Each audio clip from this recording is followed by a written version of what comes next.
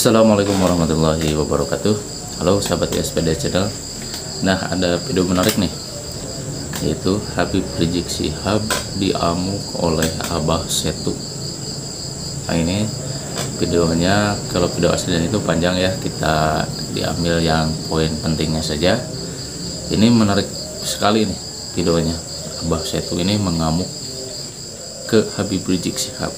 Oke, penasaran bagaimana videonya? Saksikan terus videonya, jangan lupa untuk like, komen, dan subscribe.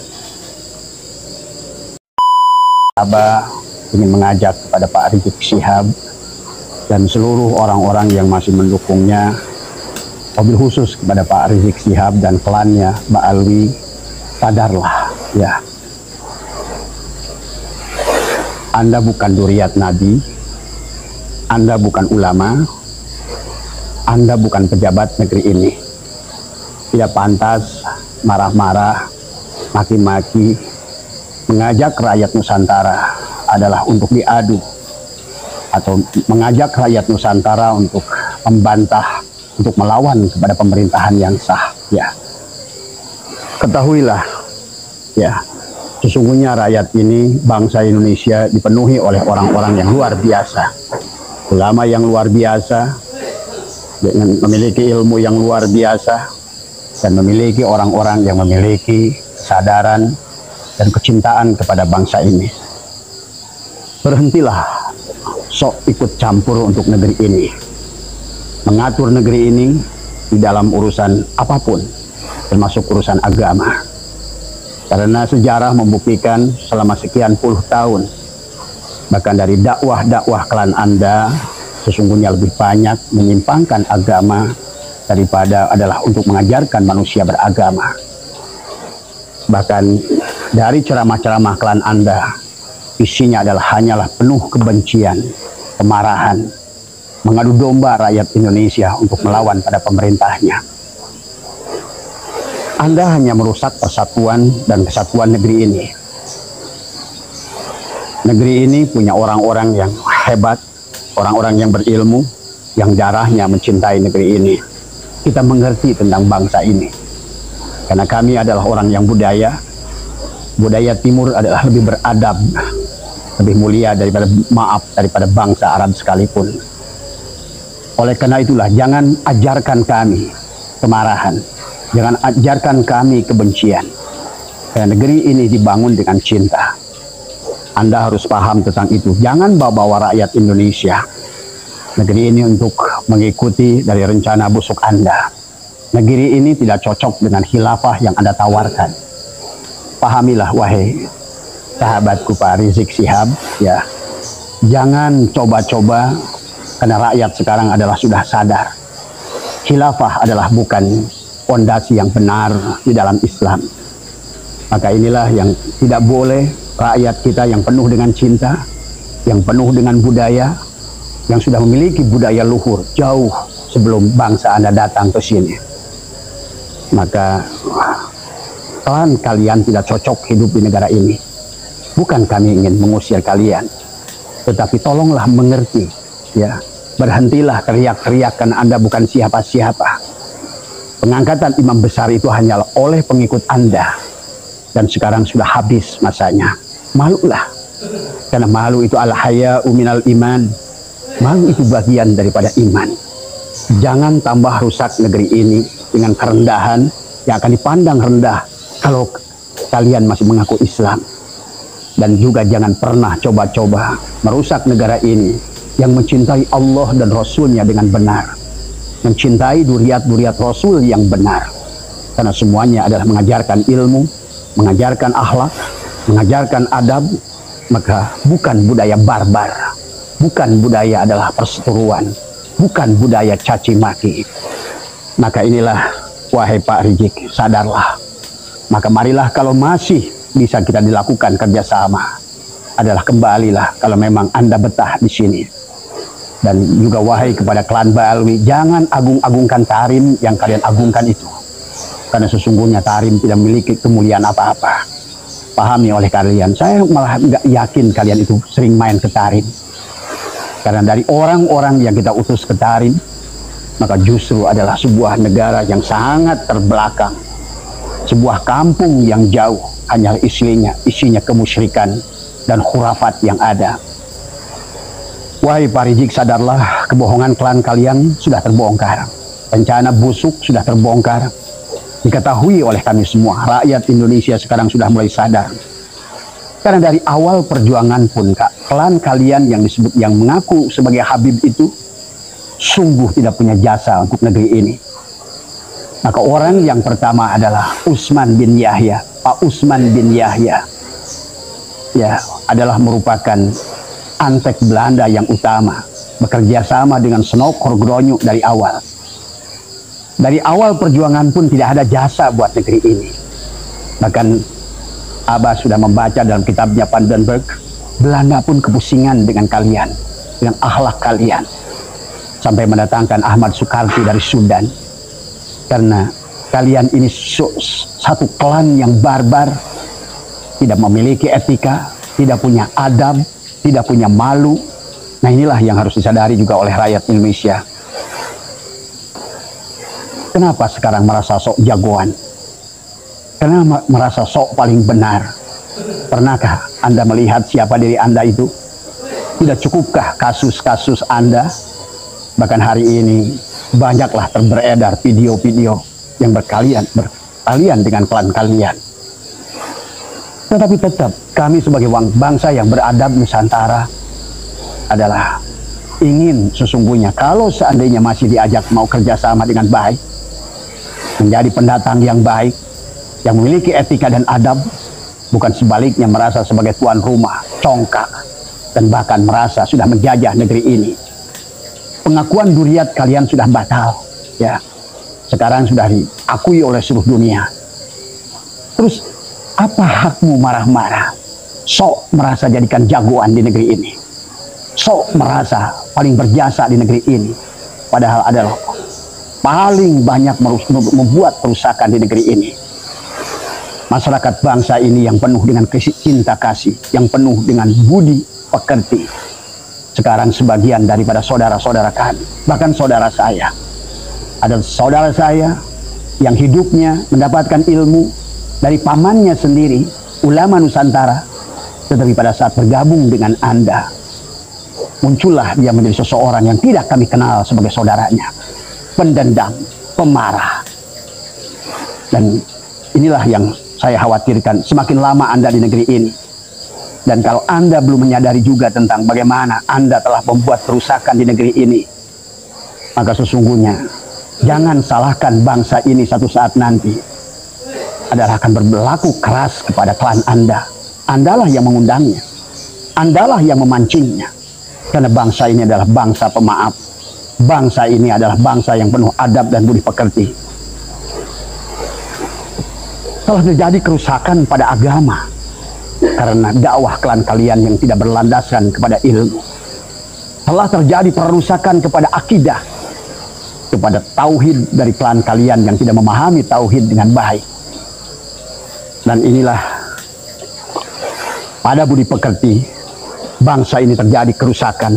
Pada ekonomi terjadi kerusakan karena kegiatan Anda sudah malas bekerja, sudah malas berusaha, hanya mengandalkan nasab untuk nasib, kemudian mendawir rakyat ini.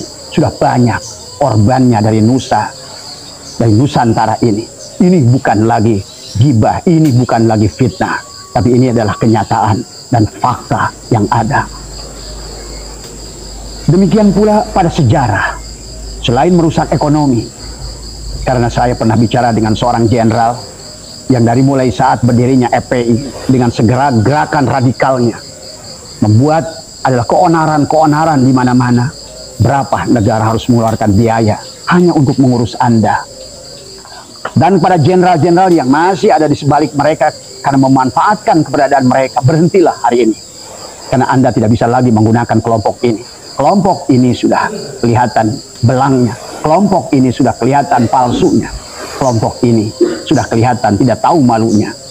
Maka oleh karena itu, ditambah lagi kerusakan sejarah dengan mengklaim sejarah seolah-olah berdirinya Nahdlatul Ulama adalah hasil jasanya. Padahal jelas Lutfi bin Yahya telah memalsukan sejarah seolah-olah kakeknya Habib Hashim bin Yahya adalah menjadikan inisiator berdirinya Nahdlatul Ulama. Tapi faktanya 2 tahun kemudian, bekerja sama dengan Belanda, Anda membuat Robitoh Alawiyah. Yang kemudian Robitoh Alawiyah ini adalah menjadikan seolah-olah adalah akobah yang bisa mensahkan seseorang itu duriat Nabi atau bukan duriat Nabi. Tapi kita sekarang sudah jadi rahasia umum. Ternyata Robitoh Alawiyah hanyalah bisnis nasab, adalah menjual belikan nasab. Karena tidak sedikit sekarang yang sudah bergabung dengan PWI. Tahulah kan, ada nilai harga. Ada sebagian orang memang yang banyak menjadi habib-habib palsu di tanah ini. Karena ingin seperti Anda bisa diagungkan dan bisa menerapkan feodalisme di dalam Islam. Maka tidak sedikit sekarang kiai-kiai pondok pesantren yang berkiblat kepada Anda sama feodalnya dengan Anda. Karena ulama-ulama Nusantara tidak demikian. Tidak ada di dalam dirinya, karena dia ngerti ilmu Allah. Dia ngerti firman Allah, inna akramakum indallahi atqakum. Mereka mengerti bahwa nasab tidak ada artinya apa-apa. Sebagaimana Kan'an dan istrinya tidak celaka, padahal dia adalah istrinya seorang rasul, anaknya seorang rasul. Maka jangan lagi membawa nasab untuk menjual, untuk menjadi nasibmu. Jangan lagi membawa-bawa nasab di negeri ini. Dan saya terima kasih kepada Menteri Agama. Sekarang Menteri Agama sudah menyampaikan, karena inilah Menteri Agama yang memiliki ilmu, maka dia tidak akan sama dengan ulama-ulama Nusantara yang membelelo, yang tidak punya rasa nasionalisme. Menteri Agama berkata, saya lebih baik kehilangan satu klan daripada kehilangan ulama Nusantara. Ini adalah pernyataan yang baik. Dan Menteri Agama juga sudah menyampaikan, tidak ada lagi dari bangsa kalian, klan kalian mengaku-mengaku sebagai duriat Nabi. Bagaimana mengaku-mengaku sebagai duriat Nabi? Dalam tubuh ini mengalir darah Rasulullah. Tapi pada saat diperiksa, pada saat mau dites DNA, kabur. Tidak mau memberikan darahnya. Kalau orang yang asli, duriat yang asli, dia akan ragu. Tapi kalian malah dengan berbagai dalil Rizik Syihab, dulu Anda yang menghancurkan tes DNA. Kemudian menantumu itu, si Hanif, adalah dia kemudian seolah-olah mengharamkan tes DNA. Nah inilah, tes DNA memang betul di dalam muktamar NU sekalipun tidak untuk mengangkat seorang nasabnya. Tapi dengan tes DNA bisa membatalkan nasab kepada orang-orang yang tidak jujur dengan nasabnya. Wahai Rizik Syihab, sadarlah, Anda sudah habis. Anda sudah tidak punya pengaruh. Rakyat Indonesia sudah tidak bisa lagi dibohongi oleh Anda. Pada saat pulang dari kabur Anda yang pertama, setelah memfitnah negara dan memfitnah presiden, ya, setelah Anda kabur gara-gara seorang perempuan, ya, dan saya punya videonya, saya punya video percakapan Anda dengan Firja Hussein. Bagaimana Anda merengek-rengek kepada Firja Hussein? Tolonglah Firja, tolonglah Firja. Sekarang beraninya pupu papa. Yang faktanya tidak benar. Kaulah yang membuat itu semua dengan antek-antekmu. Adalah walana-walana ireng, adalah Arab-Arab ireng. Maaf ya, saya tidak suka sebetulnya dengan membawa-bawa suku kepada keburukan orang. Karena dari bangsa manapun, dari suku manapun, orang boleh punya hak mendapatkan kemuliaan di sisi Allah tanpa harus memandang darahnya itulah darah mulia, darah ningrat, apalagi darah duriat daripada seorang rasul. Sungguh adalah bagaimana engkau menisbatkan diri kalian kepada adalah duriat rasul, tapi sesungguhnya kalianlah yang menghinakan baginda Nabi di negara ini. Saya bertemu dengan orang-orang yang di luar Islam dan mereka merendahkan baginda Nabi gara-gara ulah kalian, sikap kalian, arogan kalian, adab kalian, akhlak kalian sama sekali sedikit pun tidak mencerminkan, jangankan dikaitkan kepada duriat Nabi, kepada orang yang memiliki iman saja. Itulah kenapa al-haya'u minal iman. Malu itu bagian dari iman. Karena iman itu adalah perlandaskan orang yang punya malu. Tapi kalian tidak punya malu dari semua. Menjadi tuan rumah. Menganggap diri kalian aulia. Kalian menganggap bahwa Pulau Jawa adalah milik Tarim. Bahkan sekarang Lebih daripada itu kalian anggap pahlawan-pahlawan kalian palsukan. Di mana-mana sejarah kalian belokkan. Padahal silakan Anda berkeliling. Silakan ke Taman Mahlak, makam pahlawan manapun. Apakah di Kalibata, apakah di Semarang, apakah di Jawa Timur, apakah di berbagai pulau, tak satu pun yang bermarga Habib. Karena memang kalian adalah merupakan begundal dari awal. Kalian hanyalah merupakan orang-orang yang dimanfaatkan oleh Belanda justru untuk mengkelabui umat Islam dengan pura-pura sebagai syahid dan syarif. Ya. Sungguhnya Sunokorblonyo datang ke Indonesia adalah ingin membunuh para syahid dan syarif yang sudah hijrah dari Hijaz, karena tadi pengaruhnya orang-orang Hijaz, pengaruhnya daripada orang-orang yang bernafsu ingin mendirikan kerajaan Arab Saudi dengan menghancurkan zuriat Rasulullah. Itulah perjalanan Saud yang pertama bersama Lauren, bersama Muhammad bin Abdul Wahab. Ya. Nah inilah yang kalian hai orang Islam sadarilah tadi semua. Pahamilah. Pada saat kabur yang pertama, engkau masih disambut banyak orang. Engkau bangga. Jutaan manusia dari bandara sampai ini mengikuti Anda. Demikian pula pada saat 212 yang pertama. Bagaimana manusia? Padahal kita tahu siapa mereka. Mereka adalah hanya HTI. Kelompok-kelompok adalah radikal yang ada di Indonesia. Kelompok-kelompok teroris yang ada di Indonesia. Kelompok-kelompok garis keras yang ada di Indonesia. Yang dia tidak mengerti teriaknya itu adalah bukanlah sebuah kebenaran. Tetapi sebaliknya adalah hanyalah justru untuk merusak kedamaian. Karena sesungguhnya kalau kalian ngerti, kalau kalian belajar lebih jauh, sesungguhnya ada kelompok yang kalian tidak paham. Barangkali menggunakan kalian tanpa kalian sadari. Itulah kenapa 212 itu lihat baca dalam Al-Quran. Surat Al-Baqarah ayat 12. Sesungguhnya apa yang kalian lakukan itu adalah perbuatan sia-sia. Yang sesungguhnya adalah merusak dirimu sendiri. Inilah yang terjadi sahabat. Rizik Syihab merasa sok pahlawan. Merasa sok ngatur presiden. Ingin menghukum Jokowi yang sudah luar biasa. Dicintai rakyat ini. Betul tidak semua presiden adalah semuanya akan menyukai. Tidak mungkin. Karena hati manusia itu akan berbeda. Tapi sadarilah masyarakat, mayoritas masyarakat Indonesia adalah mencintai Pak Jokowi, apalagi Irian. Seluruh luar Pulau Jawa ini adalah betul-betul orang ini memiliki kesabaran yang tinggi. Walaupun tidak pernah ngaku sebagai duriat Rasul, walaupun beliau tidak pernah mengaku adalah duriat ulama, tapi kesabarannya, ketabahannya, dan dia tidak mau membalas setiap keburukan yang datang padanya. Ini menunjukkan ini bukan manusia sembarangan, Rizik Syihab. Demikian pula perlakuanmu pada Gus Dur dulu. Lihatlah siapa yang mulia sekarang. Gus Dur pernah berkata, engkau akan menjadi gelandangan politik, Rizik Syihab. Dan inilah kenyataan hari ini. Malulah dengan 212 kemarin. Presiden tidak mau hadir pada kumpulan begundalmu itu. Orang-orang tahukah? Saya tahu dari seorang jenderal. Sesungguhnya di antara kerumunan itu ada 3.000 polisi yang menyamar sebagai kalian. Ingin melihat tindak tanduk kalian semua. Jadi kalau jumlahnya hanya berapa ribu, separohnya itu udah polisi. Karena biasanya kalian berbuat sesuatu itu di penghujungnya membuat kerusakan. Ya. Dan hari ini, PWI ini LS, perjuangan Wali Songo Indonesia, dan Laskar Sabilillah, sebagaimana adalah dulu Salahuddin Al-Ayyubi, sekarang Salahuddin Al-Ayyubi lahir pula di Indonesia. Orang seperti Kiai Imaduddin, Gus Abbas.